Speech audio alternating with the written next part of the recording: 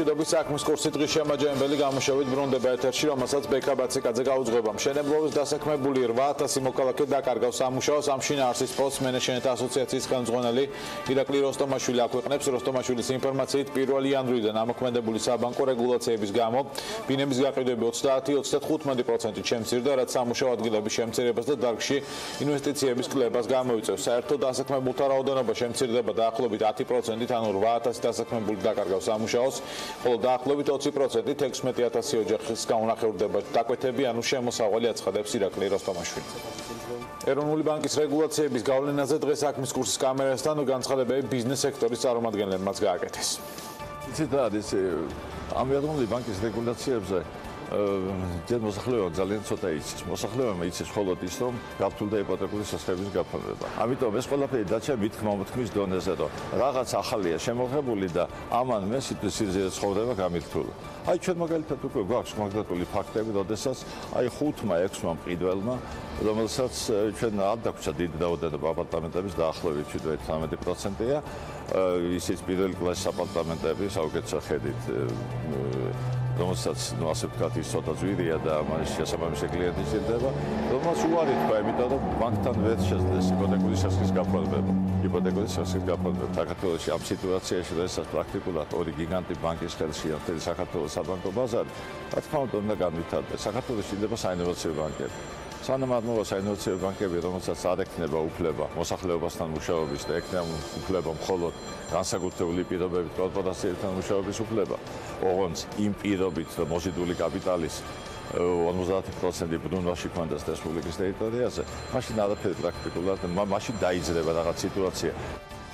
შეეხება სორჯონიკიდის გეგმებს საქართველოში ამას საქმის კურსის ხვალინდელ გამოშვებაში შემოგთავაზებთ. სხვა თემებზე გადავინახოთ. მიმდინარე წელს თამბაქოზე აქციზის ზრდა არ იგეგმება, ამის შესახებ განცხადება შემოსავლების სამსახურის უფროსმა ვახტანგ ლაშქარაძემ გააკეთა. ლაშქარაძემ თავის მხრივ BMG-თან საუბარში თამბაქოს ხარისხის კონტროლის დაწყებაც დაანონსა. სიგარეტის აქციზის ზრდა წელს ყოველ შემთხვევაში მინიმუმ წელს არ იგეგმება, მე რამდენიც ინფორმაცია მაქვს, თუმცა შემოსავლების სამსახური ვერ იქნება ინიციატორი ვერც ერთი ასეთი სახისრულების, მაგრამ რა თქმა უნდა ინფორმაცია არსებობს. აქ იყო საუბარი დღეს თამბაქოს შემოტანაზე, თამბაქო რომელიც შემდეგ იყიდება საცალოდ და შემდეგ იქიდან მოსაწევი თამბაქოა, სხვადასხვა ხერხებით ხდება ამ თამბაქოს გამოყენება. პირდაპირ მინდა ვთქვა, რომ ეს თამბაქო ხშირ შემთხვევაში და კარგია რომ ძალიან მალე კანონმდებლობა ამასაც დაარეგულირებს, არის უხარისხო და ხარისხის კონტროლი იქნება განხორციელებული. რაც შეეხება აქციის თქვენაც მკითხეთ, აქ არის კანონმდებლობაში ამ თამბაქოსთან მიმართებაში ნაწილობრივ აქციზის დაბეგრვა, ეს ეხება 500 გრამიან შეფუთვას და მის ქვემოთ იბეგრება 35 ლარი აქციზით, ხოლო მის ზემოთ არ არის და გათავისუფლებულია და არის ინიციატივა რომ ეს გათანაბრდეს. რადგან თუ არა საქართველოში ბიზნესის რენესანსის პერიოდი რამდენად მიმზიდველია ქვეყანაში არსებული ბიზნეს და საინვესტიციო კლიმატი და რას უწუნებს ბიზნესმენი ლაშა პაპაშვილი მთავრობის ეკონომიკურ ბლოკს. თელარა გელანტიამ ჩაწერა ვრცელი ინტერვიუ საქართველოს ბიზნეს ასოციაციის ვიცე-პრეზიდენტთან. პირველ რიგში მადლობა ბატონო ლაშა თქვენი დროისთვის. მოდი დავიწყოთ 2012 წლიდან თქვენი ცნობილი ფრაზა ქართული ბიზნესისთვის რენესანსის პერიოდი იწყება. არ დავიწყოთ. ახლა უფრო გაიხსენეს.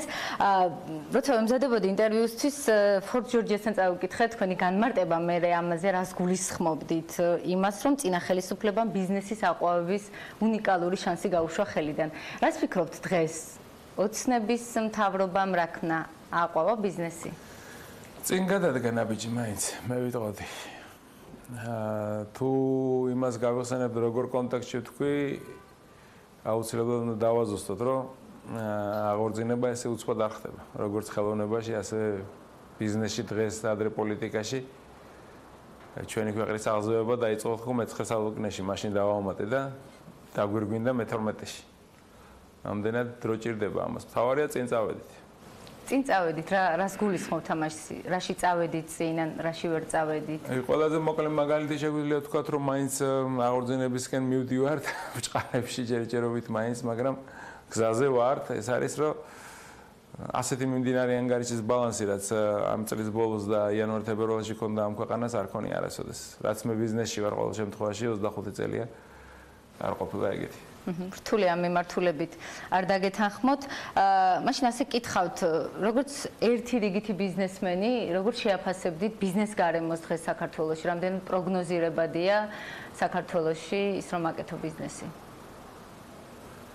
დღესდღეობით საკმაოდ, უბრალოდ ხა თუ თქვენ ბოლო დროის შექმნილ სიტუაციებს გულისხმობთ, შეიძლება ცოტა აერია, მაგრამ იმედია რომ დაალაგდება. ჩვენი ვალდებულება არის რომ დავალაგოთ.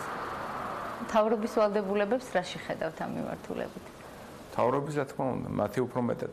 50 საკონტროლო პაკეტი მათია. ბიუროკრატიას ხშირად ახსენებთ სხვათა შორის, როდესაც ბიზნესისთვის შემაფერხებელ ფაქტორებზე საუბრობთ. სად არის თქვენი გამოცდილებიდან რო გითხრათ, ყველაზე ძლიერი ბრჭყალებში, ასე ვთქვათ, ბიუროკრატიის მანქანა, რომელსაც ეჯახებით? რომელი უწყებები არის ხოლმე სამწუხაროდ ყველაზე ძლიერ მინისტრებში. ის კი არა რომ ძლიერი როცა არის მინისტრი პირიქით უფრო მეგობრული იყოს ბიზნესისადმი, უფრო დამრიგებლური ტონით საუბრობს, უფრო ყველაფერი იციან, უკვე დაამთავრა ყველაფერი, ამოწურა, ყველაფერში მართალია. აი ეს არის დამღუპელი ტონი. ბიზნესს სჭირდება საუბარი. შეგიძლიათ უფრო კონკრეტულად გითხრათ, ვინ არიან ასეთი ძლიერი ბიზნესმენები?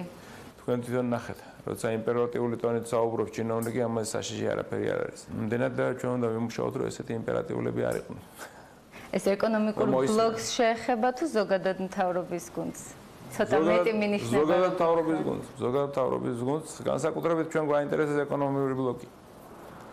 არ გელაპარაკებიან თუ ვერ გელაპარაკებიან? ანუ როგორ ფიქრობთ, აი კომუნიკაციის ხარისხი დღეს მთავრობასთან, პრემიერის ჩათვლით ეკონომიკურ ბლოკის მიმართულებით, აი როგორი არის, აი 10 ბალიანი სისტემიდან? პრემიერი ძალიან გელაპარაკება, სხვათან შედარებით.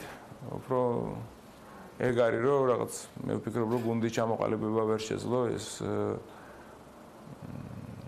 განსაკუთრებით ეკონომიური ბლოკი მათ შორის ჩვენ უნდა გადავიდეთ როგორც მე ვიცი ეროვნულ ბანკზე და ეროვნული ბანკი ეკონომიკის მინისტრი ფინანსთა მინისტრი თავთავის ესე ვთქვათ ბრჭყალებში თამაშობა სამწუხაროდ სუსტი პრემიერია მამგო ბახტაძე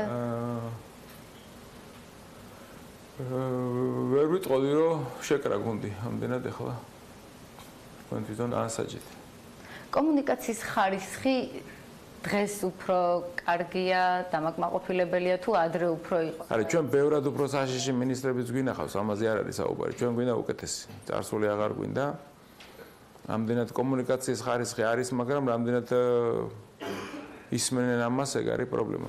რას ურჩევდით ეკონომიკური ბლოკის მინისტრებს? აი, როგორები უნდა იყვნენ, რომ თქვენი კრიტიკა არ დაიმსახურონ? მეტი კომუნიკაცია უნდა გქონდეთ ხალხთან, მიზანდასახული და გუნდური უნდა იყვნენ.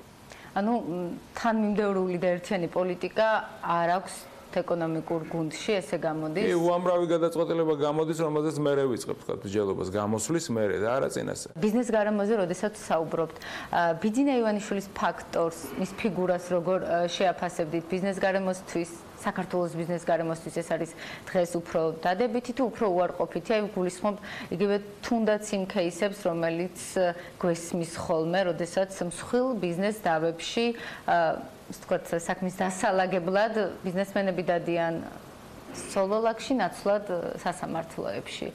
ჯობია სასამართლოებში იარონ. რატომ დადიან, როგორ ფიქრობთ? ნუ პირადად არ მქონია ესეთი кейსი, მაგრამ რაღაცა კვეთა იყო ეთყობა ამდენად ვერაფერს ესეს ფატალურსაც ვერ ხედავ, რომ აი დავიღუპეთ ამაზე, მაგრამ ჯობია სასამართლოებში იყოს უფრო სტანდარტები დავიცვათ. მოსულა ესე სიარული ხანდახან? რატომაც არა. რა თქმა უნდა, სოფლიოში ხდება. თუ სოფლიოში ხდება ის, რომ ნუ ხელისუფლების ერთ-ერთი არაპირდაპირ, მაგრამ ერთ-ერთი გავლენიანი პირი ის რჩება. ჩვენ ზოგადად ოფიციალურად მაინც არა, მომრიგებლობა მისი პირდაპირ მოვალეობა, შეიძლება პრემიერი ჩაერთოს, მოქმედი მინისტრი ჩაერთოს, ეს იქნება მსხვილ ბიზნეს შორის დავები თუ რა თუ შეუძლია რაღაცა წვლილი შეიტანოს მორიგებაში, რა თქმა უნდა, კარგია, პირიქით. ივანიშვილი ვინ არის დღეს, როგორ ფიქრობთ, აი სხვა ბიზნესმენებისთვის საქართველოში მისი ფიგურა? ნუ ივანიშვილი უმდიდრესი ადამიანია ამ ქვეყანაში. ვერავინ იტყვის რომ მას თავის შრომით არ მიუღწევია ამისათვის. ავტორიტარი არის ბიზნეს წრეებში. მისი ნამოღვაწარი და გამლილი გზა პოლიტიკასთან ბმა ახლა ამ ყველაფრის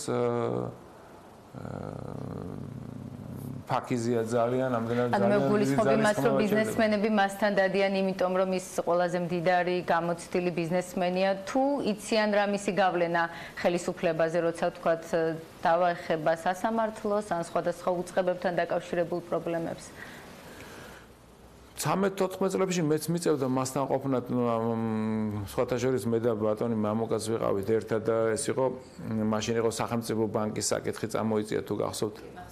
და ამ თემებზე ჩვენ რამოდენჯერ ვიყავთ, მათ შორის ბიზნეს ცენტრში და მაშინ პრემიერი იქნებოდა.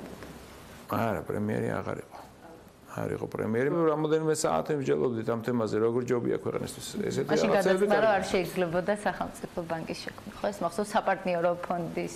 რასაც მივახციეთ ჩვენ ყოველ შემთხვევაში სახელი არ დარქმეოდა საპარტნიორო ფონდი კი ბატონო, ბანკი არ დაერქვეს, ეს იყო მიღწევა ბიზნესის. ამდენად ვერ ვიტყვი, როდესაც პოზიტიური საქმეებისთვის და მორიგებისთვის ან ამ ქვეყნის მომავლისთვის ხდება ამგვარი შეხვედრები, მე არაფერი საწინააღმდეგო არ მაქვს, მაგრამ გარჩევები არ გვინდა. გარჩევები არ გვინდა.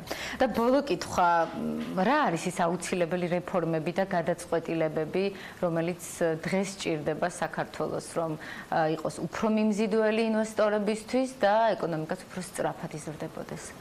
ამ ფონზე რაც ახლა ჩვენი ინტეგრაცია ევროკავშირთან ხდება, უმნიშვნელოვანესი არის ჩვენ თვითონ ჩამოაყალიბოთ ჩვენი გრძელვადიანი პოლიტიკა. ყველა დარგში და ყველა მიმართულებით, როგორი უნდა რომ ჩვენ პრემიერს და მის გუნდს დაინახოს 20, 30, 50 წლის მერე ეს ქვეყანა. ამდენად მე ვფიქრობ, ყველაზე დიდი გამოწვევა არის ამ პოლიტიკების არ ქონა.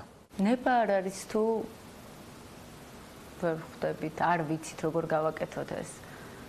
აი თქვი რომ უფრო მეტი კოოპერაცია რო იყოს ბიზნესთან, ჩვენ ეს რამოდენჯერ დავწერეთ სტრატეგია ჩვენი ქვეყნის როგორ მიგვაჩნია, ხო ძალიან მოკლედ და ამის გამოცობისთვის უნდა ვერ დაწეს ამას ვერც ერთი მინისტრი, უნდა საზოგადოების ფართო ფენები მონაწილეობდნენ, ჩვენი ხელოვანები, ასევე გლეხი, ფერმერი, ბანკირი, ყველა უნდა მონაწილეობდეს და ამის თავმოყრა გაუჭირდეთ რატომღაც. გასაგებია. ძალიან დიდი მადლობა. წარმატებებს გისურვებ. ეს იყო ინტერვიუს ნაწილი, კითხვები საქართველოს ბიზნეს ასოციაციის ვიცე-პრეზიდენტს ჩვენ TBC ჯგუფის თემასთან დაკავშირებითაც დაუსვით და ამას უკვე ჩვენ შემდგომ გამოშვებებში შემოგთავაზებთ. სწორედ TBC ბანკის თემებით განვაგრძობთ გადაცემას. ეროვნული ბანკის მიერ დაკისრებული 1.100.000 ლარის ჯარიმა ბანკმა უკვე გადაიხადა. ამის შესახებ ბანკის მიერ გამოქვეყნებულ წლიურ ანგარიშია ნათქვამი. ჩვენ დავადგინეთ, რომ ჯარიმა სწორად იყო დაკისრებული და მის გადახდას დავთანხმდით. შესაბამისი გადახდა განხორციელდა 2019 წლის 12 მარტს. TBC ბანკის მიერ გამოქვეყნებულ 2018 წლის წლიურ ანგარიში. შეგახსენებთ, გუშინ 2 აპრილს TBC ბანკმა ლონდონის საფონდო ბირჟაზე კიდევ ერთი განცხადება გავრცელა, რომლის მიხედვითაც ბანკის სამართალყურეო საბჭომ მისმა დამფუძნებლებმა მამუკა ხაზარაძემ და ბადრი ჯაფარიძემ ოფიციალურად დატოვეს. TBC-ის ინფორმაციით ამჟამად საბჭოს ვაკანტურ პოზიციებზე მიმდინარეობს კანდიდატთა შერჩევა.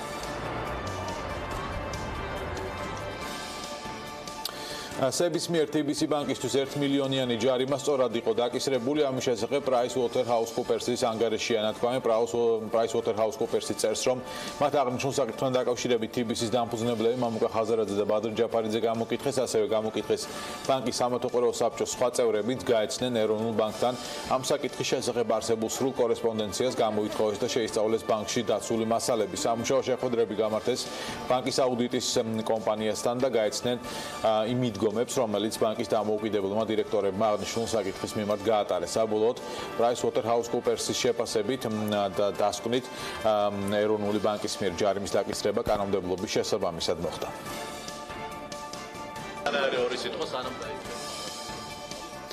და კიდევ ერთი ინფორმაცია, რომელიც TBC-ს უკავშირდება, 2018 წელს TBC ბანკის CEO-მ ვახტანგ ბუცრიკიძემ 2017 წელთან შედარებით ნაკლები ანაზღაურება მიიღო. TBC-ის მიერ დღეს გამოქვეყნებული წლიური ანგარიშის მიხედვით ვახტანგ ბუცრიკიძემ 3.346.000 დოლარის ანაზღაურება მიიღო, რაც წინა წელთან შედარებით 728.000 დოლარით ნაკლებია. პროცენტულად ბუცრიკიძის ანაზღაურების კლება 17.8%-ია. ვახტანგ ბუცრიკიძის ხელფასი ნაღდი ფულის სახით 454.000 დოლარისა და 475.000 $100,000 ღირებულების გადავადებული აქციებისგან შედგება, რაც ჯამურად 929,000 ტოლია, ბონუსმა კი 2,409,000 შეადგინა. TBC-მ ბონუსი ასევე გადავადებული აქციების სახით დგას. ანგარიში ნათქვამია, რომ 2018 წლის განმავლობაში გენერალური დირექტორისთვის ანაზღაურებებს 17,8%-იანი შემცირების პარალელურად ბანკში დასაქმებულთა მთლიანი სახელმწიფო ანაზღაურების ფონდიც 5,4%-ით შემცირდა. მალე თბილისის ახალი სატრანსპორტო სქემა ექნება. მიკროავტობუსები ცენტრალურ უბნებში აღარ იმოძრავებენ, შემოა დიდი 22 მეტრიანი ავტობუსები, პრიორიტეტი მიენიჭება საზოგადოებრივ ტრანსპორტს და ასე შემდეგ.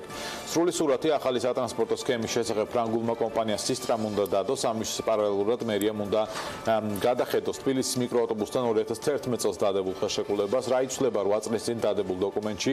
დეტალები ჯერ ცნობილი არ არის, თუმცა ცვლილებებისთვის მზადყოფნას თბილისის მიკროავტობუსშიც გამოთქვამენ. კარგი გაგებით რევოლუციას ვაპირებთ საზოგადოებრივი ტრანსპორტით მომსახურების სფეროში. რევოლუცია საზოგადოებრივი ტრანსპორტით მომსახურების სფეროში მას შემდეგ უნდა დაიწყოს, რაც ფრანგული კომპანია სისტრა დედაქალაქის სატრანსპორტო ქსელის კვლევას დაასრულებს. კვლევა დამკვეთს, ანუ თბილისის მუნიციპალიტეტს გაზაფხულის ბოლოს უნდა ჩაბარდეს. უკვე გაცხადებულია, რომ სისტრას რეკომენდაციით დედაქალაქის ცენტრალურ უბნებში 10 ყველაზე დატვირთულ ხაზზე მიკროავტობუსები აღარ იმოძრავებენ. არც სისტრა და არც მერია ჯერჯერობით ამ მარშრუტებს არ აკონკრეტებს.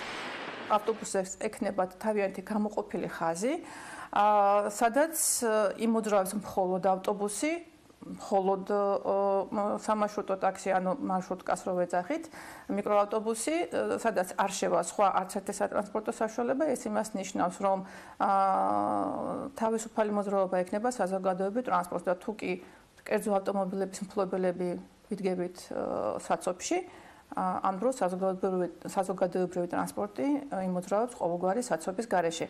წესით ეს იმას ნიშნავს, რომ მოქალაქე, რომელიც საზოგადოებრივ ტრანსპორტს აირჩევს, უფრო სწრაფად მივა დანიშნულების ადგილამდე. საზოგადოებრივი ტრანსპორტისთვის არა მხოლოდ ეგრეთ წოდებული ბას-ლაინები უნდა დაიხაზოს, არამედ განიხილება სპეციალური ბარიერების დამონტაჟებაც. რაც შეეხება მიკროავტობუსებს, მას შემდეგ, რაც თბილისის მერია ცვლილებებს დაამტკიცებს და დედაქალაქის ცენტრში ყვითელი მიკროავტობუსების გადაადგილება შეზღუდავს, მოუწევს თბილისის მიკროავტობუსთან დადებულ ხელშეკრულებასაც გადახედოს. კომპანია ჩვენთან ძალიან კარგად თანამშრომლობს. მათ ესმით, რომ რამდენად აუცილებელია ის, რომ ერთის მხრივ ჩანაცვლდეს ასევე მათი ავტოპარკი და ასევე ის, რომ ის სამარშრუტო სქემები, რითიც სარგებლობენ მიკროავტობუსები, ინტეგრირდეს იმ ძირითად 10 სატრანსპორტო დერეფანზე, სადაც ივლიან მხოლოდ ავტობუსები. მერიასა და თბილისის მიკროავტობუსს შორის ხელშეკრულების გადახედვის პროცესი უკვე დაწყებულია. ცვლილებების შინაარსზე ჯერ არც ერთი მხარე არ საუბრობს, თუმცა სისტრაში ამტკიცებენ, რომ ახალი პირობები თბილისის მიკროავტობუსისთვისაც მისაღები იქნება და კომპანია შემოსავლებს არ დაკარგავს. დარწმუნებული ვარ, რომ მათ შემოსავლებს არანაირი საფრთხე არ ემუქრებათ. დამარწმუნდით, რომ ახალი ქსელის მიხედვით გაცილებით უფრო კომფორტულად იგრძნობენ თავს ბიზნესის კუთხით, ვიდრე გრძნობენ თავს დღეს. სისტრას რეკომენდაციით ასევე მცირდება ავტობუსებისა და მიკროავტობუსების მოძრაობის ინტერვალებიც. შემოვა დიდი ზომის 18-დან 22 მეტრამდე ავტობუსები, რომლებიც მხოლოდ მათთვის განკუთვნილ ზონებში და მხოლოდ კონკრეტულ მარშრუტებზე იმოძრავებენ. როგორც ჩანს, ეტაპობრივად ავტოპარკის განახლება თბილისის მიკროავტობუსსაც მოუწევს. ჩვენც ვართ იმის მომხრე, რომ არ ხდებოდეს ხაზების დუბლირება, მაგალითად არ იკოთებოდეს ავტობუსების და მიკროავტობუსების ხაზები. ეს გამოიწვევს როგორც ტრანსპორტის განტვირთვას, ასევე გამოიწვევს გზაურთან ნაკადების სწორად გადანაწილებასაც. შესაბამისად, კომპანია იცავდა, როგორც ყველა სხვა განაწილება ელოდება სისტრას კვლევისას. სისტრა კვლევას 2 თვეში დაასრულებს, შემდგომ კი ჯერი მერიაზია. მთლიანობაში ახალი სატრანსპორტო სისტემის დანერგვას დედაქალაქში დაახლოებით 2 წელი დასჭირდება. 1 იანვრის შემდეგ ტექდათვალიერებას 15,000-ზე მეტმა ავტომობილმა ვერ გაიარა. ამის შესახებ ინფორმაცია BMG-ს ეკონომიკის სამინისტრომ მიაწოდა. 3 თვეში შემოწმება სულ 191,564 ავტომობილმა გაიარა. შესაბამისად, ტექდათვალიერების გავლა სულ 75,667 ავტომანქანამ მოახერხა. შეგახსენებთ, ტექდათვალიერება სავალდებულო ყველა ავტომობილისთვის 1 იანვრიდან გახდება.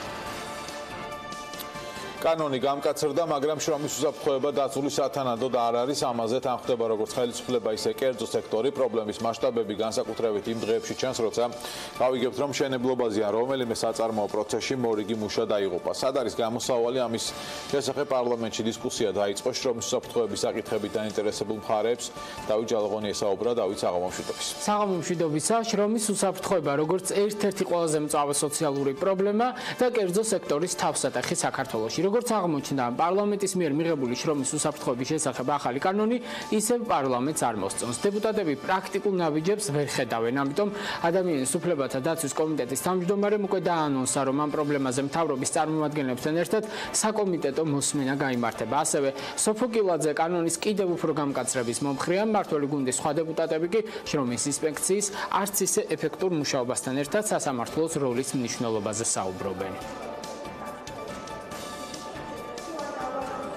აღსრულებას სჭირდება როგორც ადამიანური რესურსი, ასევე ფინანსური რესურსი და ამ კუთხითაც უნდა ვიმუშაოთ, იმიტომ რომ თუ არ გყავს შენ კვალიფიციური კადრები, თუ არ გყავს საკმარისი კადრები იმისთვის, რომ აი ამ უამრავი მშენებლობა, რომელიც მიდის როგორც თბილისში, ასევე რეგიონებში, გააკონტროლო კანონის ფარგლებში, რა თქმა უნდა, ამ შემთხვევაში ძალიან რთული არის კანონის ეფექტიან აღსრულებაზე საუბარი. 40 ადამიანია დღეს შრომის ინსპექციაში, 90-ანი მინიმუმ მაინც უნდა იყოს, რომ რაღაცა პრევენციულ ეფექტზე ვისაუბროთ, მაგრამ სასამართლო პრაქტიკა არის ძალიან მნიშვნელოვანი, რომ უკაცრესად დაესაჯონ, როცა პასუხისმგებლობა იკვეთება. ჩვენ გვაქვს ძალიან მნიშვნელოვანი, ძალიან ფუნდამენტურად მაღალი სტანდარტების მქონე, საერთაშორისო სტანდარტების მქონე უსაფრთხოების კანონმდებლობა, რომელიც ეხლა იწყებს ნელ-ნელა ამოქმედებას, უშლის ხელს ამას ის, რომ ინსტიტუციურად ძალიან სუსტი მონიტორინგის სამსახურის ცნობიერება საქართველოში ამ კუთხით არის ძალიან მნიშვნელოვნად ჩამორჩება.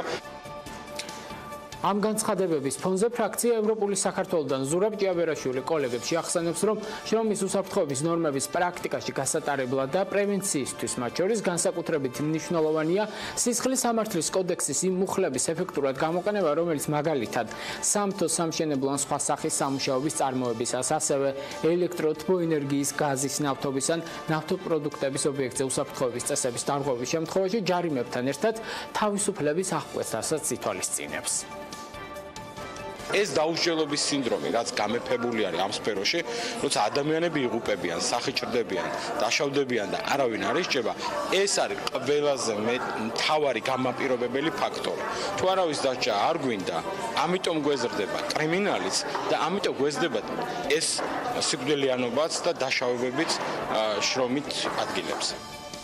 ჩვენ შრომის ინსპექციის ფუნქციით აღჭურვილ ჯანდაცვის სამინისტროს დეპარტამენტის უფროსს ვესაუბრეთ. ბექა ფერაძე კრიტიკოსებს პასუხობს, რომ ჯერ შრომის ინსპექცია კანონით მინიჭებულ უფლებებს სრულად ვერ იყენებს, რადგან მაგალითად 1 სექტემბრიდან უნდა ამოქმედეს შრომის უსაფრთხოების ახალი კანონის ის ნორმა, რომლის თანახმად ინსპექტორებს ნებისმიერ დროს გაუფრთხილებლად შეეძლებათ ეკონომიკური საქმიანობის ყველა წარმომადგენლის შემოწმება. გარდა ამისა, ბექა ფერაძის განმარტებით ახლა მზადდება კანონპროექტი, რომელიც პარლამენტს სექტემბრამდე წარედგინება და თუ შრომის ინსპექცია სამინისტროს დეპარტამენტის სახით არის წარმოდგენილი, ალბათ შემოდგომიდან საჯარო სამართლის იურიდიული პირი იქნება, მანამდე კი 40 კაციანი ინსპექტორების გუნდს მინიმუმ 1-მდენი უნდა დაემატოს. ამ დროისთვის არსებული მონაცემებით კი მას შემდეგ, რაც ახალი კანონის პირველივე ნორმა შევიდა ძალაში, ინსპექციამ დაახლოებით 250 კომპანია შეამოწმა, საიდანაც ყველას გაფრთხილება მისცა, რადგან ყველგან სხვადასხვა სახის დარღვევები აღმოაჩინა. რამდენიმე თვიანი შემოწმების შემდეგ კი ინსპექტორებმა ამ 250 კომპანიიდან 20 გადაამოწმეს, მაგრამ გამოვლენილი დარღვევების გამეორების გამო მათგან 25 დაჯარიმდა. მაქსიმალური სანქცია, რაც ამ შემოწმების ფარგლებში გაიცა, არის 11,000 ლარი. მანდატის გაზრდა მოგცემს ჩვენ იმას, რომ ის აღსრულებასთან დაკავშირებული კითხვის ნიშნები, რომელიც არსებობს, გაგაწყდეს და შრომის ინსპექციამ სრულფასოვნად შეძლოს მასზე დაკისრებული მოვალეობის შესრულება. ისე არ მიიღოთ, მე არ გაურბივარ პასუხისმგებლობას, ბუნებრივია, თუმცა ამ პროცესში ნამდვილად უნდა აიღოს პასუხისმგებლობა კომპანიებმაც, დანიშნონ უსაფრთხოების სპეციალისტები, კვალიფიციური, რომელიც დაიცავს დასაქმებულებს სამუშაო ადგილებს. სწორედ შრომის ინსპექციამ შეუჩერა ლიცენზია იმ კომპანიას, რომელიც ჭავჭავაძის 5 ნომერში სამშენებლო სამუშაოებს აწარმოებდა. სანამ დარღვევები არ გამოსწორდება, კომპანია მუშაობას ვერ გააგრძელებს. ლოგიკურად მოვედით უკვე კერძო სექტორთან და მისი პასუხისმგებლობის ნაწილთან ბიზნესის წარმომადგენლების სახელით ჩვენ დამსაქმებელთა ასოციაციის იურისტს ვესაუბრეთ. შალვა ცხაკაი ამბობს, რომ რაც არ უნდა გამკაცრდეს კანონი, მის გათავისებას დრო სჭირდება, ამიტომ დღესვე მთელი სიმკაცრით მშენებლებზე თუ მეწარმეებზე საუბარი ნაადრევია. პრევენციის ყველაზე ეფექტური მექანიზმი კი იურისტის აზრით განათლების დონეა, რომლის ამაღლებას ასევე ძალიან დიდი დრო სჭირდება. აქვე დამსაქმებელთა ასოციაცია ხელისუფლებაში ახსენებს, რომ თუ ქვეყანაში დამატებული ღირებულების შექმნა გვინდა, მაშინ ბიზნესი გონივრულ ფარგლებში უნდა დარეგულირდეს. მაგალითად, რეგულაცია, რომ მე უნდა დავაზღვიო ჩემი ბუღალტრის უბედური შემთხვევა, ეს რეგულაცია სამწუხაროდ ჩვენ ნახეთ, რომ ვერ დაიცავს და რეალურად საშიში პირობებიან სამუშაოში ზემომუშავე მუშას უბედური შემთხვევისაგან. პირიქით, ანუ იმ კომპანიამ, რომელსაც ამაზე უნდა დაეხარჯა თანხა, მოეხდინა აი ესეთი უბედური შემთხვევის პრევენცია, მას თანხა დაახარჯინეს სისულელეს. შრომის უსაფრთხოების პოლიტიკაზე დებატები მათ შორის საპარლამენტო კომიტეტებში როგორც ჩანს კიდევ გველოდება, რადგან შრომის ინსპექციის ცალკე დამოუკიდებელ ორგანო ჩამოყალიბებისთვის საკანონმდებლო ორგანო კანონპროექტს განიხილავს უკვე სავარაუდოდ საშემოდგომო სესიიდან. ბექა. მადლობა, მას დათო ჯალაღონი იყო, განაგრძობ საქმის კურსს. ტრესტის მუნიციპალიტეტის სოფლებში ჭუბერსა და ნაკრაში მიწის რეგისტრაციის მხარდაჭერის პროექტი მიმდინარეობს. სოფელ ჭუბერის ყარის თემში 29 ოჯახს უკვე მომზადდა 93 ინახაზი საერთო ჯამში ნესკრაჰიდრო 400-მდე ოჯახს გაუწევს დახმარებას მიწის ნაკვეთის ჯამური ფართობი კი 450 ჰექტარს აღწევს. ნაკვეთების დაგეგმვის აზომვის საკადასტრო აზომვითი ნახაზის მომზადებისა და მიწის რეგისტრაციის პროცედურების შესახებ კონსულტაციის ხარჯებს ნესკრაჰიდრო სრულად დაფარავს. როგორც კომპანიაში განმარტავენ, პროექტის მთავარი ამოცანა ხელი შეუწყოს ადგილობრივ მოსახლეობას მცირე და საშუალო ბიზნესის განვითარებაში, რადგან მფლობელობაში არსებული მიწის ოფიციალურად დარეგისტრირება მაცხოვრებლებს საშუალებას მისცემთ განავითარონ სასოფლო-სამეურნეო ბიზნესი ან საოჯახო ტიპის სასტუმროები. პროექტის მიმდინარეობის და საჭიროების შესახებ შეგვიძლია ადგილობრივების ასევე კომპანიის ხელმძღვანელობის კომენტარები მოვისმინოთ. ერთ-ერთი მიმართულება სოციალურ პროექტებში არის ადგილობრივი მოსახლეობისთვის მცირე ბიზნესის წარმოწყვეტაში და შემდგომ განვითარებაში ხელშეწყობა. მცირე ბიზნესის მიმართულებები ძირითადად არის სოფლის მეურნეობის მიმართულება, ასევე ტურიზმი. და ორივე მიმართულებისთვის აუცილებელია რეგისტრირებული კანონის ფარგლებში რეგისტრირებული მიწა. ეს არის ერთ-ერთი მთავარი მოთხოვნა, რომელიც მოსახლეობიდან მოდიოდა. მივესალმები ამ პროექტს, ნამდვილად მივესალმები, იმიტომ რომ კეთდება საკადასტრო აზომვითი ნახატ არ არის შესაძლებელი თუ იმ ადამიანებს, ვისაც გაფორმებული ჰქონდათ გაცილებით უფაზები იქნება გასაკეთებელი, რადგანაც ელექტრონული ვერსია არის მოთხოვნილი თანამედროვე სტანდარტების შესაბამისად. მოთხოვნა რასაკვირველია იქნება ძალიან დიდი, როგორც ხედავთ კიდეც არის. ეს მიწები არის ჩვენთვის ძალიან მნიშვნელოვანი, აი შეიძლება ითქვას კიდეც რომ სასიცოცხლოდ მნიშვნელოვანი. ანუ ხედავ, როდესაც იცი რომ ეს არის შენი, მაგრამ არც არის. ლეგიტიმაცია არის ჩვენთვის აი ძალიან მნიშვნელოვანი. დღევანდელი მდგომარეობით ჩვენ თითოეულ სოფელში მივდივართ, მათ ცალკე კიდევ ვაცნობთ აღნიშნულ პროექტს, ასევე კარ-და-კარ პრინციპით მივდივართ ოჯახებში. თუ მათი სურვილი იქნება, რომ აღნიშნული მომსახურება მიიღონ, ისინი ავსებენ შესაბამის ანკეტას, სადაც ასე ვთქვათ, დახასიათებულია შესასრულებელი სამუშაო და შემდგომ ამ ანკეტის საფუძველზე ჩვენი აზომვითი ჯგუფი, ასე ვთქვათ, გეოდეზისტი, რომელიც არის სპეციალისტი, რომელიც აღნიშნულ საქმიანობას აწარმოებს, მიდის, მას ახლავს თან ასევე ნესკრაჰიდროს თანამშრომელი. ADB 2019 წელს საქართველოში 5%-იან ზრდას პროგნოზირებს, 2020 წლისთვის კი პროგნოზი 4,9%-ია. ორგანიზაციამ ზრდის განახლებული პროგნოზი და საქართველოს ეკონომიკის მიმოხილვა დღეს განაახლა. ADB-ს ანგარიში ნათქვამია, რომ 2019 წელს ეკონომიკური ზრდის ძირითადი მამოძრავებელი ვაჭრობის, მშენებლობის და საფინანსო სექტორები იქნებიან. ბანკი საქართველოს წლის განმავლობაში 3,2%-იან ინფლაციას პროგნოზირებს. ADB-მ საქართველოში პირდაპირ უცხოური ინვესტიციების შემოსვლის ერთ-ერთ შემაფერხებელ ფაქტორად სამუშაო ძალის კვალიფიკაცია დაასახელა.